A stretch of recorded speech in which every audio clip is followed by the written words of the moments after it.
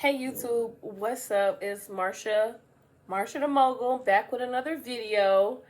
And in this video, as the title suggests, I'll be talking about credit. So if you're interested in learning about everything credit 101, the basics of credit, this video is for you. Now, I want to say welcome back to my subscribers. I appreciate y'all for rocking with me. And if this is your first time to my channel or the first video you watched on my channel, I want to say welcome as well. Welcome to the Mogul Society, where we talk about finance. And let's go ahead and get into it, y'all. Now, credit is one of those things that we need in the United States. Everybody in the United States pretty much has to use credit at some point of their life. Now, I don't know how it works in other countries, so if you're watching this and you're outside of the United States, some of this stuff might not apply to you. But it's good information to know if you ever plan on moving here, because even as an immigrant, you can have a credit report or credit profile, have a social security number or I-10. You pretty much can have a credit profile. In this video, I'll be going over the basics of credit, breaking it down for you in layman's terms, but also I'll go over some of those myths that a lot of people have or hold, misbeliefs that they have about credit. So we're going to break some of those down. So what is credit? Credit is defined as your worthiness or trustworthiness of borrowing. So let's say you want to buy a home, maybe buy a new car. Even some jobs require you to have a clean credit profile. When I say clean credit profile, I mean no negative items, no late payments, no collections, no charge-offs, all that kind of stuff. What's a credit score? Now, the two most known credit scores would be Vantage Score and FICO Score.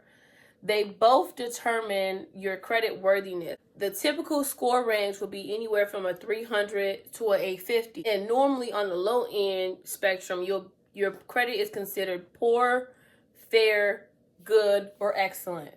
They're going to fit into one of those four categories. The higher your credit score is, the better terms that you can get approved for, and the better likelihood of you getting approved for anything. Your credit score matters because based on what your score is, it will determine your interest rate, your term. It will dictate how much money you have to put down. It will also dictate whether or not you even get approved for something. Typically, if you have a lower credit score, it's more expensive to borrow money. So the higher your score is, the lower cost. Let's just say, for instance, you have a poor credit score. Now, some lenders may not even approve you for, let's say, a car loan, but another lender may, with the terms of, let's say you're paying a high APR rate. And I see this all the time. There are people who are taking out car loans, paying upwards to 20% on a car loan. That is ridiculous. And that's why I made this video, because I want y'all to really stop doing that. I want y'all to get y'all credit where it needs to be, so that you can walk into that dealership, so you can walk into that bank, so you can walk into that establishment confidently, knowing that you have what it takes to be able to borrow these funds. There are 5 factors that impact your credit score. I'll start from most important to least important. Payment history is so important, and it counts for 35% of your score. Paying on time is the most significant factor to your credit. Missed or late payments, whether that be 30 days, 60 days, 90 days, sometimes 120 days past due, will significantly impact your credit. The most common solution for late payments is to auto pay. Auto pay is your best friend. If you have a lot of bills, I get it. It's hard to keep up with what's due on what date. And if you're not budgeting, then of course you're not going to remember everything. So the way to avoid a late payment is to set up auto pay. But even if you set up auto pay, make sure you're checking your bank account. Make sure you're checking your transaction history to make sure those funds are being withdrawn. You don't know how many times I've heard someone say, I thought my bill was on auto pay, and they get their car repossessed. Now they're wondering why their car got repossessed. Well, because you might have set up auto pay, but maybe one of the payments returned and auto pay was shut off. And if you're not receiving regular mail, it's so easy to miss this type of information, because the creditors, they can only do so much to communicate that to you. And if you're like me, you probably have 1,000,001 email addresses. I have a lot of email addresses. I have a lot of different bank accounts. So it can really get lost in the sauce if you're not paying attention, and life gets to life sometimes. So I get that. That's why I say auto pay is your friend. You can't go wrong with that. But also make sure you check to make sure those funds are actually being withdrawn out of your account. The next factor of your credit score is credit usage. It accounts for 30% of your credit score. Now with this, the rule of thumb is to keep your credit usage under 30%. So for instance, if you have a credit card balance or credit card limit of $3,000, 10% of $3,000 will be $300. 30% of $3,000 would be $1,000. So in order for your credit score to remain excellent or good, your credit usage needs to be below 30%. Now for some people, they would even suggest 5 to 10%. Me personally, yes, the lower the better. You want to get into the habit of using no more than 30%. So if you stick to 5 or 10% credit usage, you won't fall into the trap of falling above 30%. Lowering your balances, even if it's incremental. Let's say you are paying the minimum, but on top of you paying the minimum, you're paying extra payments. That is way more beneficial than you just paying the minimum. The lower your credit usage is, the higher your score has the potential to be. And I usually tell my clients, you want to boost your credit score fast, lower your credit usage. A quick fact. You could go do this today. If your credit usage is over 50%, pay it under the 30% mark and watch your credit score increase. Now, if you want to know what's 30% of your credit limit, well, it's very easy. You go to your calculator, you put in your credit limit, and you multiply it to 0.3.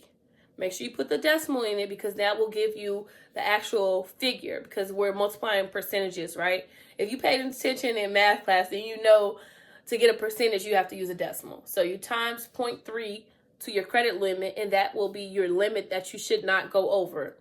Now, in some cases, you might max out your credit card. As long as you pay that under 30% before the statement close date, that balance will not be reported on your credit. We'll go over statement and billing date a little later. Now, the next one is credit age. Credit age, or length of credit history, accounts for 15% of your credit report or credit score. What that means is the longer you've had credit, the better. If you're opening a credit card this year or you get a new loan this year, your credit score is going to take a hit because your average age of credit is going to be lowered by that new loan that has 0 months versus your first credit that you ever opened was 5 years. So it's going to take the average of 5 years, and then if you have some other credit, and then that's 0. That's why when you get a new line of credit, your credit score will drop temporarily, but normally increases after 6 months of on-time payments. Generally speaking, the longer the account has been opened, the better. If you don't have to close it, I would not suggest you closing your credit accounts. I have a credit card that I opened at 18 years old that I don't necessarily need anymore right now, but I don't want to close it because if I close it, it's going to reduce my average age of credit. And anybody with the 800 credit score or better has at least 10 years worth of history. And if you're wondering, how I'm going to get 10 years worth of history and I'm only 18. Let's say you're watching this video, you're in high school or you're in college and you don't have a credit profile. Well, the way to jump that is by becoming an authorized user. An authorized user is when someone adds you on their line of credit and that credit history gets reported on your profile. That's one for sure way to boost your average age of credit without actually waiting. But technically, if you just build your credit from 18 until your later adulthood life, you could actually have an average credit age of 10 years just by keeping your accounts open and not closing them. So the longer the account, the better. The next factor, number 4, would be your credit mix. That accounts for 10% of your credit score. Credit mix, the way that you develop credit mix is by having different lines of credit or a mixed amount of credit. So you have 2 types of credit. You have installment loans and you have revolving lines of credit. If you have an installment loan and a revolving loan, that's considered to be a good credit mix. Let's say you have all credit cards. That's not considered a good credit mix. You might want to throw an auto loan in there, a personal loan. Now, I want you to take this with a grain of salt, because I'm not saying go open new credit just to have the credit mix. But if you want the highest credit score possible, you're going to have to hit credit mix. Now, the fifth factor of your credit is called new credit. And that accounts also for 10% of your credit score. So when it comes to hard inquiries, the number of hard inquiries that you have on your credit profile will tell lenders that you are in search of credit. And sometimes that can be risky, especially if you have inquiries back to back within the same year. Now, the general rule of thumb is to have no more than 2 or 3 hard inquiries on your profile. Now, if you're somebody who has way more than 2 or 3 hard inquiries on your credit profile, I suggest that you hit the link and go ahead and sign up for my inquiry removal special. That is specifically for removing hard inquiries. Let's say you go to the dealership. 9 times out of the 10, when you go to the dealership, they're running your credit with multiple lenders, right? So the dealership is actually just trying to sell you a car. They're not a bank. They're not a credit union. They have to rely on the bank to tell them how much money their client or customer can borrow. So with that being said, when you go to the dealership versus going there with a pre-approved loan or with cash in hand, you always end up with a junk load of hard inquiries on your profile. Now, they say that if you have all of your inquiries within the same month, then it only accounts as one. But when you look at your credit profile, that's not the way that it looks, and that's not the way that lenders see it.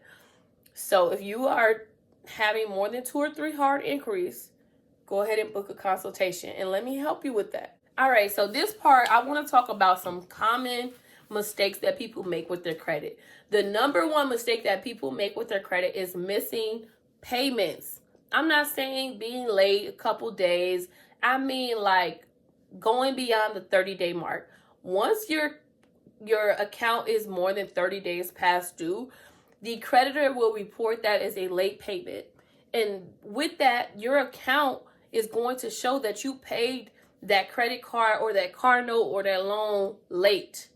And like I said, credit history, payment history accounts for 35% of your credit score. So that one late payment can drop you 50 to 100 points. No lies. Payment history is the easiest thing to maintain, but the hardest thing to come back from. So the best thing to do is to avoid them altogether. The second most common mistake people make is their credit usage, maxing out their credit cards and going over the 30%. I see this happen a lot, especially with the economy that we have now. People rely on credit, and pretty much people are living above their means. So they're only paying the minimums and they're maxing their credit cards out. That tells a lender that you are not financially responsible, no matter if you never missed a payment or not. If you're maxing out your credit card or you're using a large amount of your credit card, that is a red flag to lenders, period. The third most common mistake I see in credit is applying for too many accounts in a short period of time. Now, it's different if you're running a sequence, right? If you're going through a funding sequence, you're trying to get as much funding as you can within a short span of time. So that might have you ending up with all of these hard inquiries. But let's just say that's not the case, and you're just out here applying for stuff and getting denied. You're just applying for anything.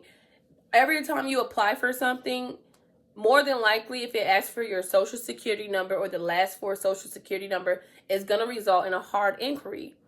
What this tells lenders, when you're applying for credit within a short span of time, they are thinking that you are financially irresponsible, that you are in need of money, which is not always a good thing, because when it comes to credit is supposed to be used as leverage. So if you're using it as a emergency fund, or if you're using it to pay for something that you can't afford, that's a red flag. And 9 times out of 10, you're probably not going to be able to pay that back. Now, there's a couple things you can do to maintain your credit score or just to improve it over time. I encourage you to consistently look at your credit report. Now, this doesn't have to be a daily thing, a weekly thing, or a monthly thing. But at the very least, make it a quarterly thing where you check in on your score. And actually, as a consumer, you have a right to get your credit score for free once a year. I know they had changed the law momentarily for at one point after the pandemic, where you can check it once a week for free, and then I think they even moved it up to once a month where you can see all three credit reporting agencies: Experian, Equifax, and TransUnion. Now, the website that you're going to go to is Annual Free Credit Report. It's going to show you your credit report, not your credit score. Your credit report gives you a breakdown of your credit history. Your score is just a reflection of your report. Sometimes to get a full understanding of where your credit is, you might just need both. But for the sake of just knowing what's on your report, you can get that at annualfreecreditreport.com. And also, I have a partnership with Smart Credit. So if you want to see your actual score, you can actually order your credit report for $1 using my discount code. I'll put it in the description box. Checking your credit score is one thing, but disputing and removing items that are negative or derogatory, or things that are just incorrect on your credit profile, is another way to improve your score over time, or to help you maintain your credit score. Make sure you're looking at addresses, phone numbers, different accounts that you may not be aware of that were added. Y'all know identity theft is a thing that happens. Data breaches happen all the time. So if you check for errors, you'll be able to maintain and stay on top of those things. Another strategy is lowering your credit utilization. And I keep on mentioning this because credit utilization impacts your score, or has a 30% impact on your score. So that's the number one thing you have control over. Even if you hire me to remove things from your credit report, I can't make you pay down your credit bill. I can't make you stay under 30%. That has to be something that you're disciplined to do. Credit usage is one of the hardest things that people struggle with, especially when they're using credit as an emergency fund versus just using credit as leverage. Number one mistake people make is just overutilizing their credit. Another way to improve your credit score is by building history. Like I said, if you're freshly building your credit score, or let's just say you're someone who got your credit restored and now you're starting from scratch and you're like, my credit score profile is thin. A thin profile just means you don't have enough accounts reporting. Now, to build credit history, you're going to have to open new trade lines, whether that be an auto loan, which is considered an installment contract, a personal loan, which is also an installment contract, a mortgage, or a revolving line of credit. A revolving line of credit more than likely is just a credit card. Now, a credit card will allow you to pay on time for 6 months and it will increase your score. But the longer you have that credit card open, the better. So over time, as you get older and mature and life starts lifing, you might not need a car right now, but let's say 3 years from now you go get a car. Okay, that's one account. In the meantime, you're opening credit cards. You might take out a personal loan. You might take out student loans. All of these things are contributing to your credit history. So don't be afraid to lean on credit, because the main part about credit is lenders want to know that you're trustworthy, that you will pay your debt back. And the only way they will know that is if they can see history with another lender. The best way to get approved for like an American Express is to have like a Chase card or a Navy Federal credit card already reporting on your credit report. What that tells American Express is, oh, if Chase will loan this person money, then we should be able to loan this person money, right? Or if Navy Federal loan this person money, then we should be able to trust them, right? Because they're kind of on the same level. Now, a lot of people talk about credit builders like Kovo, Self, which, I'm not entirely against, but I just feel like there's other methods and it's not really required. I myself have never used a credit builder. I started off with a retail credit card, which I know retail credit cards, like a store card. If you go to a store and they offer you a credit card, that's considered a retail store card, which that was my first credit card, but I would not suggest you go get a retail store credit card because the interest rate is ridiculous, and 9 times out of 10 you only can use that card in that particular store. So it's kind of like limiting you, and you're not getting as many perks as if you were to get a different type of credit card. Like, you know, they have travel credit cards, they have point rewards, they have cashback credit cards. I would lean more into those with some of the bigger name companies or credit union versus a retail credit card. But I would choose a retail credit card before I choose a self builder or credit builder, because when you have like a credit builder on your profile, what that tells lenders is that you're an amateur, you're a beginner, which is fine. But if you're going for a bigger limit credit card, like you want, for instance, $25,000 credit card limit, and you have Self or Kovo, you're probably not going to get that $25,000 credit line if you only have a $300 credit limit with Self, right? And logically, if a lender sees that you already have a lower limit on your other credit cards, or you don't have as much credit history, they're going to give you a lower amount. Another thing you want to do is try to limit the amount of applications that you submit, right? We get pre-approvals in the mail, which you can actually opt out of those. See, if you're getting things in the mail saying that you got approved for credit or you got pre-approval, you can actually opt out of that online. Just look up opt out of credit approvals, and it's very simple to find. I'll probably put the link right here for you.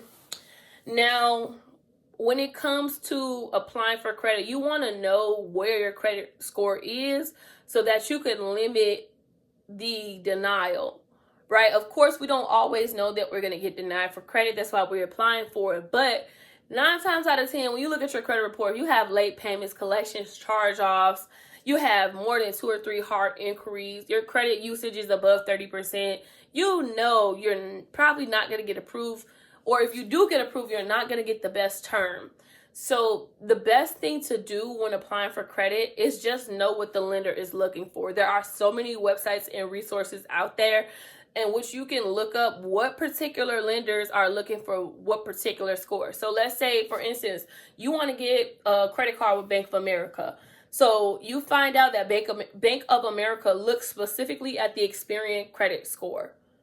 Now, for me, if I know Bank of America is looking at Experian, I'm going to go ahead and freeze my credit score for TransUnion and Equifax. And a credit freeze is basically stopping anyone from applying or seeing your credit report. So if I put a freeze on Equifax and TransUnion, and I go to Bank of America, and I know for a fact they're only going to be able to see my Experian, now I kind of, strategize, right? Because I know my Experian is my highest score. Or let's just say I have some late payments on Equifax, but they're not on Experian. So now when I apply with Bank of America, they're not going to see those late payments. You see, it's like a strategy. It's like you never want to just go apply for something because somebody told you to apply for it, right? Because what you want to know is, first of all, okay, Bank of America might be looking at my Experian credit report, but what score are they looking for? Okay, they want to see a 680 or better. If you got a 660 and you know they're looking for a 680, you might as well not even apply for that credit card. Now, what you can do is apply knowing that you're going to get denied and see why they denied you. And once you see why they denied you, you go and correct it. That's like trial and error. But it's 2024. There are so many resources on which you can kind of look these things up before you will even apply, right? If you're wondering what credit report is going to be checked in your particular region, because that's what it's connected to, based on where you live, that's what credit report they're going to check. And you have 3: Experian, Equifax, and TransUnion. So if they tell you they're going to look at Experian, then you got to know what's on your Experian. If it says they're going to look for Equifax, you got to know what's on Equifax. And more than likely, they're going to be looking at your FICO score, not your Vantage score. The last strategy, if you're trying to build credit history and you just keep getting denied, what you can apply for is a secured credit card. A secured credit card is pretty much where you put money down on it. Let's say you get approved for a secured credit card and the lender wants you to put $500 down, $250 down on that secured credit card. That way, you're pretty much paying for the credit.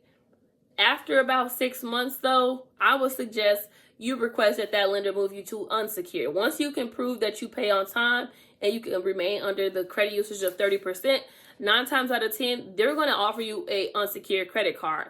And with the unsecured credit card, you have a bigger chance of a higher limit credit card versus with secured, it's based on how much you actually deposit. So those are just a couple of strategies I would recommend if you're looking to improve your credit score or just build your credit score from scratch. I'm going to go over a couple myths and I'm just going to debunk them just to let you know that it's not right. It's not correct. Now, the first thing people often confuse is they think if they check their credit score, it's going to hurt their credit. No, checking your credit score is not going to drop your credit score. Checking your credit report on something like MyFICO or Experian.com or Smart Credit or MyScoreIQ, whatever the case may be, whatever credit reporting agents or credit monitoring system that you're using, it's not going to end up with a hard inquiry, right? So that's myth number 1. Myth number 2 is carrying a balance helps build your credit score. Now, we talked about credit usage and we talked about staying under 30%. Carrying a balance does not directly help your credit score, right? Of course, we want you to use your credit. We don't want you to get credit and not use it. We want you to have some type of usage to show lenders that you're responsible. Carrying a balance will, first of all, increase the amount of interest you end up paying. And second of all, when you max out your credit card, it impacts your credit usage. Paying your credit card balance in full each month is way better than carrying a balance. The third myth is closing a paid off account will help your score. No, closing an account can actually drop your score because it will reduce your average age of credit. So if you can keep that account open and it doesn't have any late items on it or late payments on it, keep that account open, even if that means you got to use that credit card once a year, because some credit cards will go dormant. If you don't use it within a year, they might even just close the account. So you don't want that to happen involuntarily, right? Stay on top of the credit cards that you have and make sure you know, like, okay, I don't necessarily need this credit card, but it's my oldest credit card and it's helping my score. Let me make sure I use it once a year. Or for me, sometimes it's like using a credit card specifically for one thing, for one type of purchase. Let's say you use a credit card for just gas, and every time at the end of the month you pay it in full.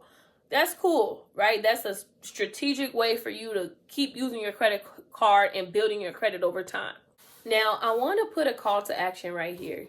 I don't want you to just watch this video and just be like, oh, okay, well, that's it. That's all I need to know about credit. No, once you finish watching this video, go ahead and just check your credit report. Set up some type of credit monitoring system if you don't already have it. Set up payment reminders, right? Or enroll in auto pay.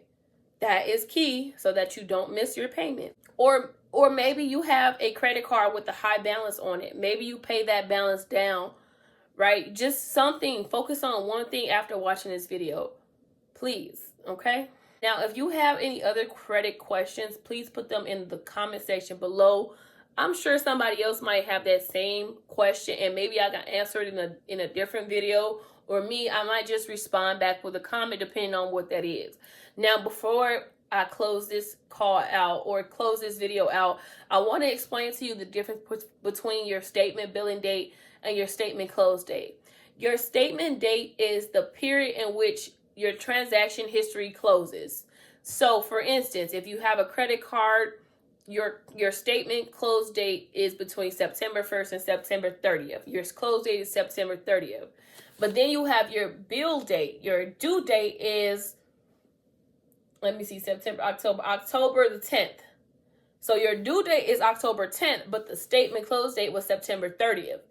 The difference between the two is the statement close date. That is the balance that will be reported to the credit reporting agency.